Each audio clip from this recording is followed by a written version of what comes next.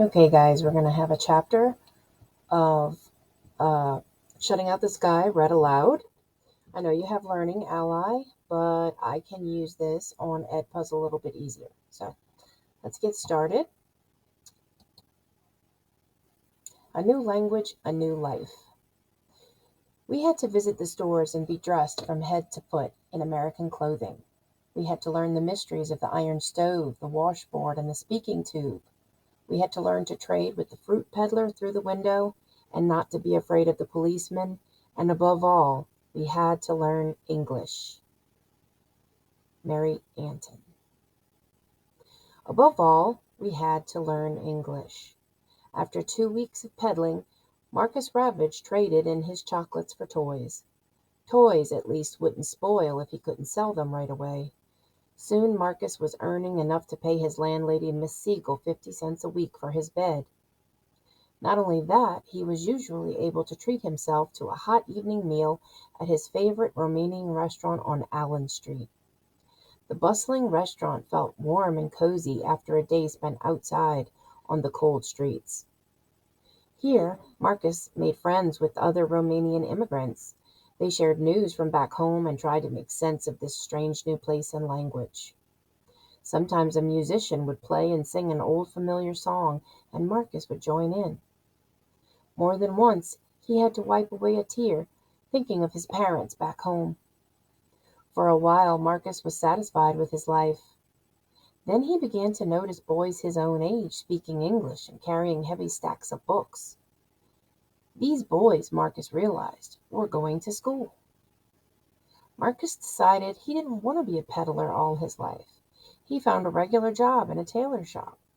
There he was surprised to find that his coworkers brought books to read on their short lunch breaks. In the evenings they attended night school or lectures at the Educational Alliance. An important part of the Lower East Side, the Educational Alliance was a center for culture and education, offering concerts, art exhibitions, lectures, and a wide variety of classes in everything from English and Yiddish to music and sewing. Russian immigrant Abraham Hyman recalled the vibrant atmosphere in the Jewish Community Center. You have to consider the spirit of the East Side. There were educational clubs.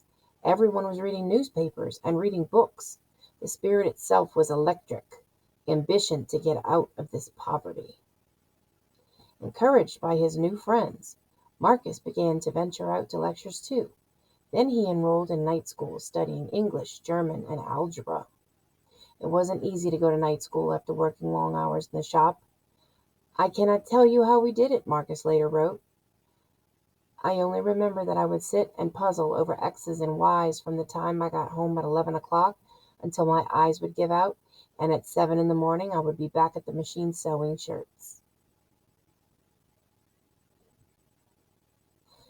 Page by page. This is a photo of the Educational Alliance in New York City. Russian immigrant Maurice Hindus had to learn English more quickly than most. Soon after he arrived in New York, he found a job as an errand boy in a shop. One of his duties was to order lunches for the girls who worked there, and the girls gave their orders in English.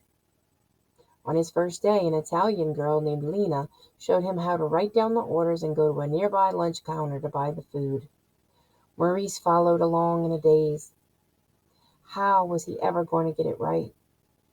He could barely speak a word of English, let alone write it.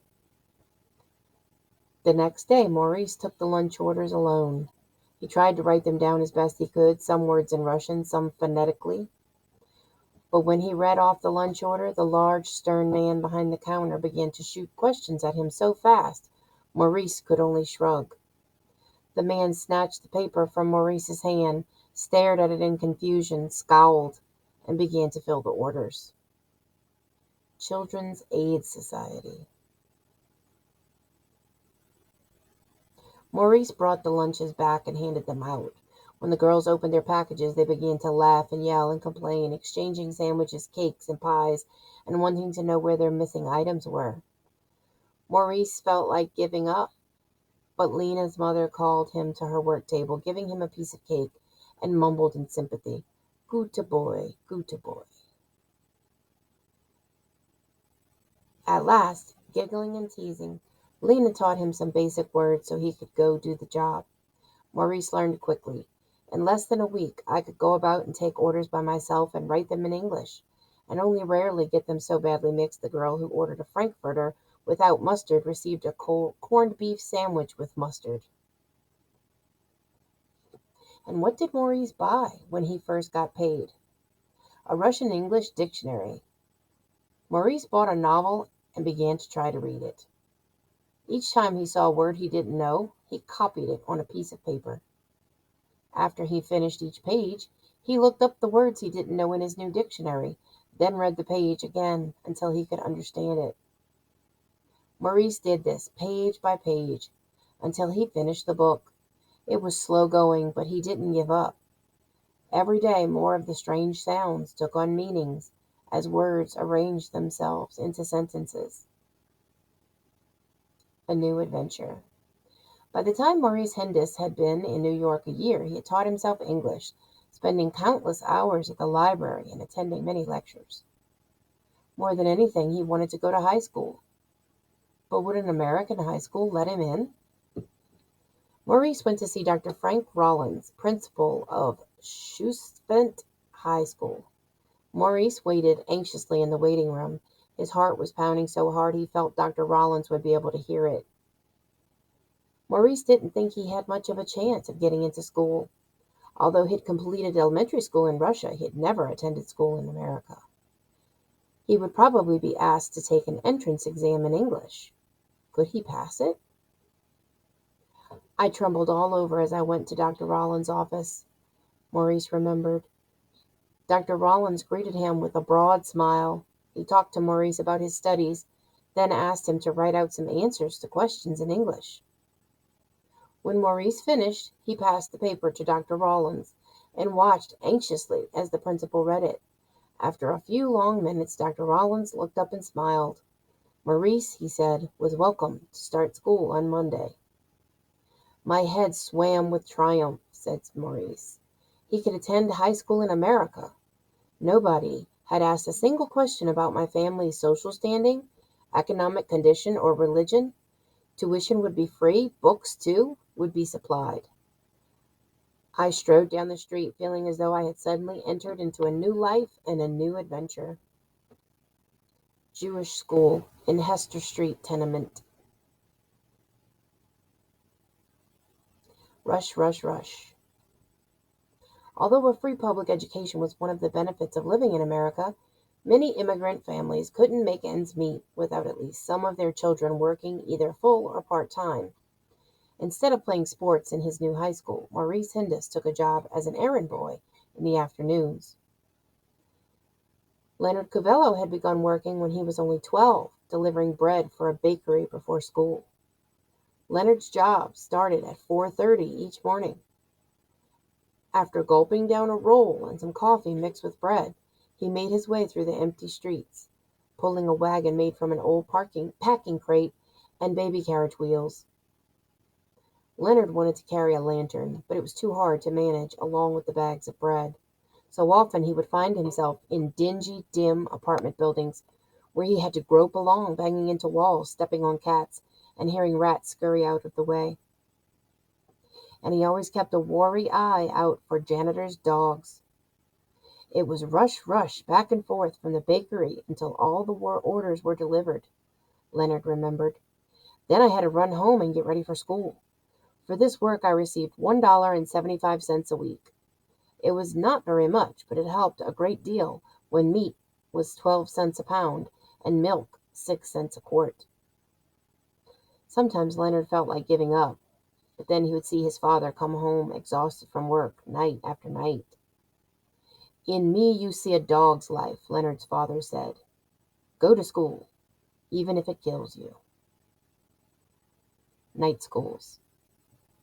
I don't like the work I'm doing now, holding the scissors all day. The scissors hurt my hands so, and it's so tiresome cutting all the time. But it was worse when I was at children's caps on my feet all day. But I can't stop night school because I'm tired if I want to get my education. I want to go to evening school and be a stenographer. 14-year-old girl, 1914. In some immigrant families, the older children worked so younger brothers or sisters could attend school. Most children left school at 14 to get working papers. Since most girls at the time were expected to marry rather than pursue careers or go to college, they often had to leave school early to work and help support the family. Working girls sometimes enrolled in night classes. In addition to English, night schools offered classes in cooking, dressmaking, millinery, making hats, typewriting, stenography, and bookkeeping. Classes for boys and men included such trades as blacksmithing, cabinet making, carpentry, plumbing, printing, and engineering. Falling asleep in night school. But even night school wasn't always possible. Going to night school was a question of working overtime or going to school, Pauline Newman recalled. And the overtime won out. Still, Pauline wanted to learn English. She had managed to learn the alphabet, but couldn't read very well. She made up her mind to teach herself. So from one of the pushcarts she bought Charles Dickens' novel, Great Expectations, for a nickel.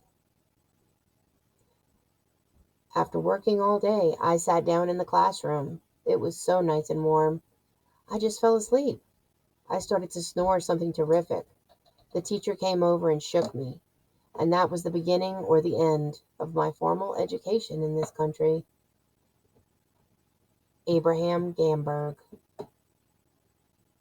And every night I read a page, Pauline said. By reading, that's how you learn English. It's a slow process, but you learn.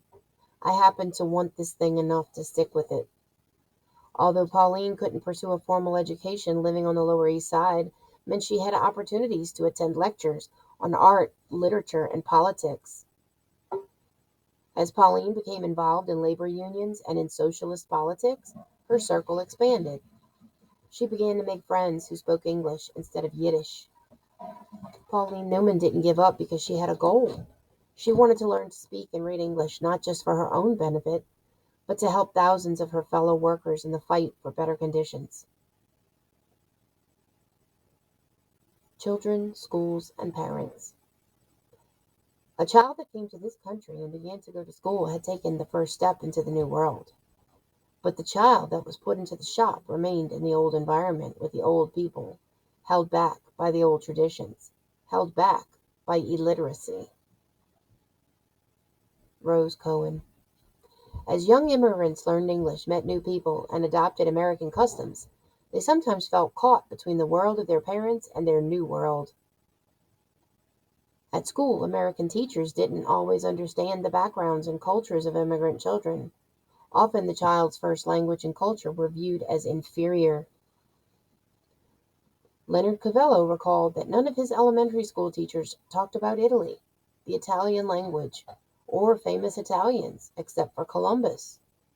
We soon got the idea that Italian meant something inferior, and a barrier was erected between children of Italian origin and their parents. If I could read, the whole world of knowledge was open to me. Rose Cohen. Leonard was careful to keep his school life separate from his home. When he met our American friends, he didn't invite them home because he didn't want them to see his parents or how they lived.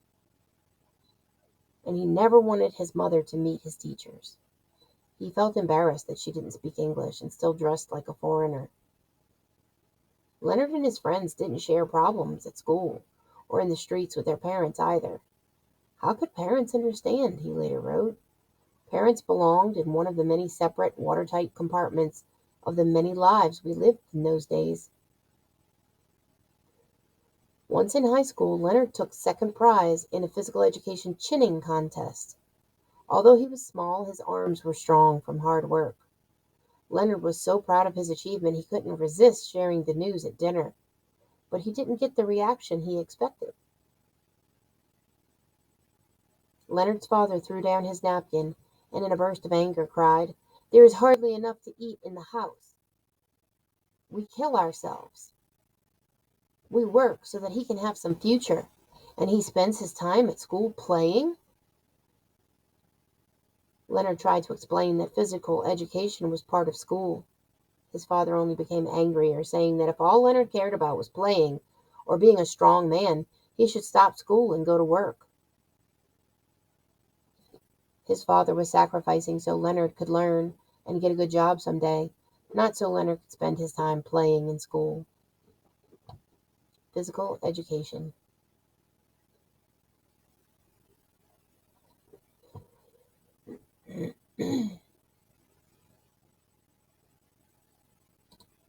Usually Leonard just shouted, "You don't understand," but this time he was so upset he ran to his friend Mary's house without a word.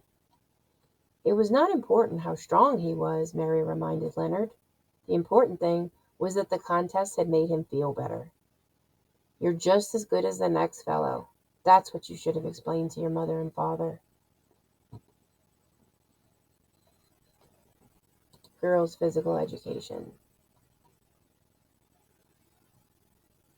But his father's words had thrown Leonard into despair. Maybe his father was right. Leonard loved learning, but what was the use of going to school when his family needed money so badly? Where would school get him anyway? A poor Italian boy like him would never have enough money to go to college. And so at the end of his third year of high school, Leonard Cavello quit school.